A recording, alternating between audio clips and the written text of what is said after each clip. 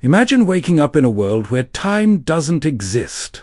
There are no clocks, no calendars, no birthdays, no idea how old you are. The sun rises, the sun sets, seasons come and go. But no one can tell you if today is different from yesterday. For hundreds of thousands of years, this was reality. Our ancestors hunted, traveled, and survived without ever saying, "Meet me at noon," or "I'll see you tomorrow." So how did humans do something that seems almost impossible? How did we invent time? The strange part is that time was never hidden. It was always there, moving around us every single day. Yet it took thousands of years before humans finally learned how to measure something they could never touch. And once they did, human history changed forever. Long before cities, kings, or giant pyramids, ancient humans lived by something much simpler. The sky. Every morning the sun appeared from the same direction, every evening. It disappeared again. At first, this wasn't about keeping schedules, It was about survival. Leave your shelter too early, and dangerous predators could still be nearby. Leave too late, and the heat could drain your energy before the hunt even began. Without realizing it, humans were already following nature's clock. But that wasn't enough. The seasons kept changing. Sometimes animals disappeared. Sometimes rivers dried up. Sometimes freezing winters arrived without warning. Missing the right season to gather food could mean death. So our ancestors began paying closer attention. The position of the sunrise slowly shifted across the horizon. The stars changed every few months. The moon grew, vanished, then returned again. Patterns were everywhere. Someone simply had to notice them. And eventually, someone did. What happened next was one of the biggest turning points in human history.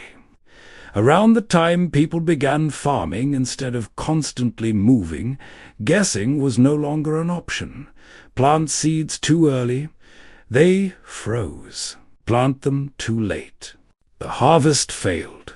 Entire families depended on predicting the seasons correctly.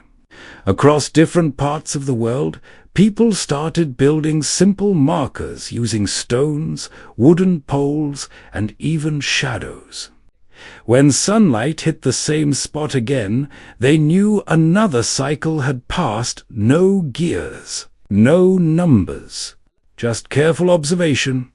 Some ancient monuments, including places like Stonehenge, appear to line up with important positions of the sun during the year, while experts still debate every purpose these sites served.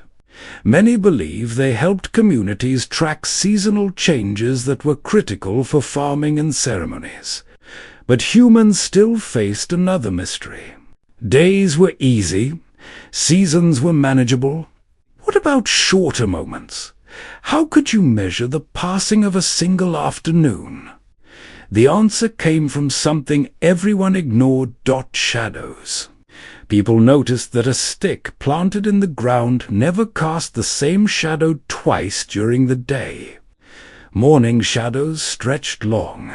At midday they became short. By evening they reached out again.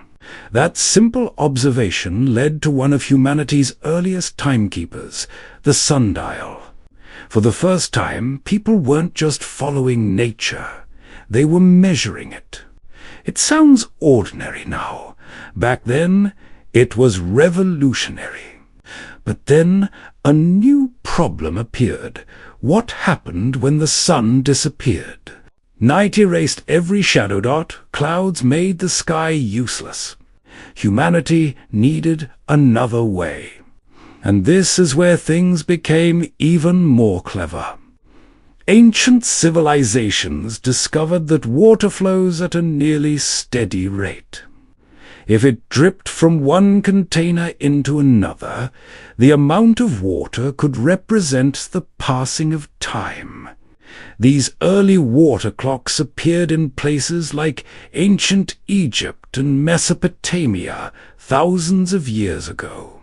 Others later used slowly burning candles or carefully measured incense sticks for the same purpose. For the first time, time could continue moving, even in darkness.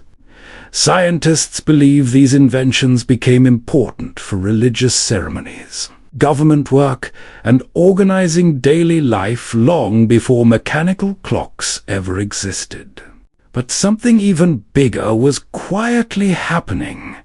As humans became better at measuring time, they also became better at planning harvests, planning journeys, planning trade, planning entire civilizations. Time stopped being something people simply experienced. It became something they could organize.